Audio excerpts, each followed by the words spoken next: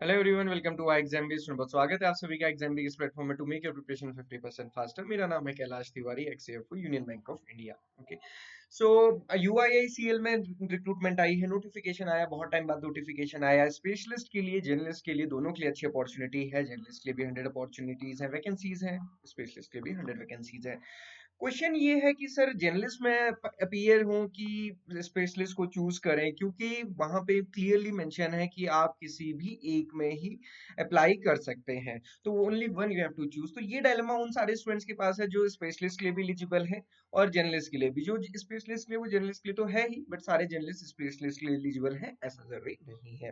तो ऐसे में हमारे पास सबसे बड़ा डाउट है कि क्या करें, स्पेशलिस्ट के लिए अप्लाई करें कि जर्नलिस्ट के लिए।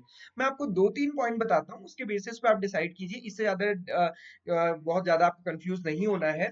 बट एक चीज मैं आपको और एक चीज बताने वाला हूँ कि यहाँ पे इस बार क्वालिफिकेशन या जो हम बोलते हैं एलिजिबिलिटी, वो थोड़ी सी एम्बिगियस रखी है। तो कुछ दिन आप वेट भी कर सकते हैं इस चीज का, क्योंकि हो सकता है कि यूआईआईसीएल इस चीज को क्लियर करे, क्योंकि जो एग्जिस्टिंग एलिजिबिलिटीज उन्होंने दी है वो काफी डिफिकल्ट सी भी है और काफी एम्बिगियस भी है। ओके, सो स्पेशलिस्ट पोस्ट में आप देखेंगे रिस्क है, फाइनेंस है, ऑटोमोबाइल है, केमिकल है, डेटा एनालिटिक्स है, लीगल है। आज हम बात करेंगे फाइनेंस वर्सेस जर्नलिस्ट में।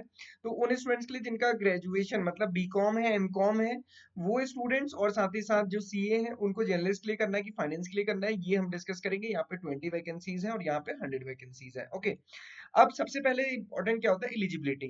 क्या आप एलिजिबल हैं कि नहीं है। तो जैसा मैंने आपको बोला कि सीए है, बीकॉम है, एमकॉम है। अब देखिए थोड़ा सा एम्बिगियस भी है, क्योंकि यहाँ पे एमबीए बीबीए वगैरह नहीं मेंशन किया है।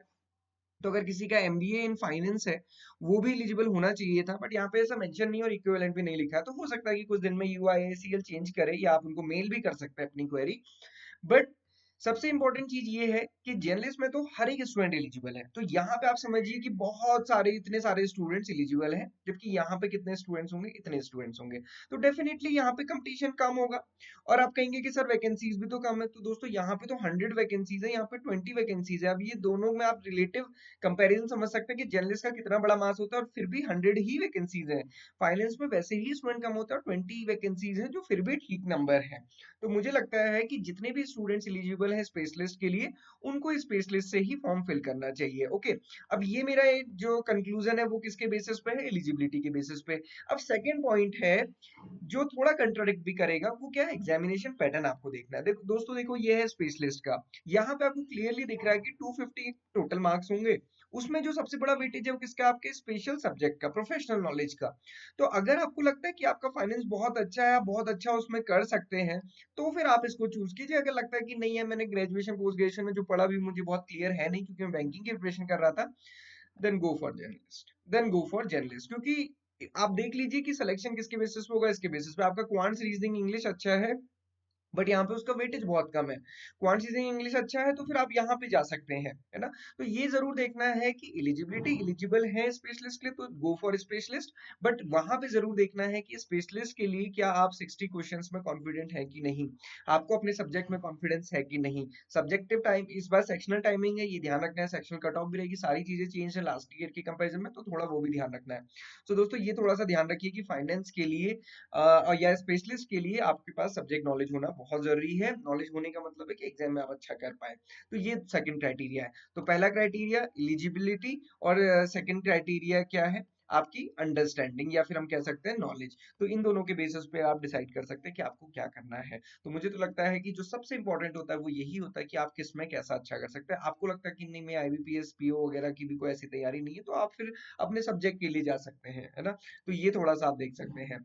क्लियरली यहाँ पे मेंशन है इधर स्पेशलिस्ट और जर्नलिस्ट, है ना, दोनों के लिए नहीं कर सकते। तो ये थोड़ा सा ध्यान रखिएगा। तो ये एक इंपॉर्टेंट फैक्टर था। और जो मैंने बताया आपको कि इस बार थोड़ा सा एलिजिबिलिटी एम्बिगियस है, तो इसके लिए आप वहाँ पे मेल कर सकते हैं और थोड़ा सा वेट कर सकते हैं।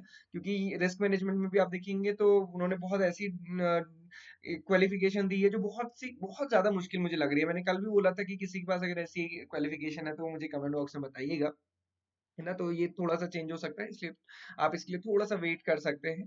This is all for this query. And आप बहुत अच्छे से प्रिपेयर कीजिए। Previous year paper mock test आपको हमारी वेबसाइट पे मिल जाएंगे, आप exambi.com पे विजिट कर सकते हैं। किसी भी डाउट क्वेरी क्वेश्चन के लिए आप हमें कनेक्ट कर सकते हैं।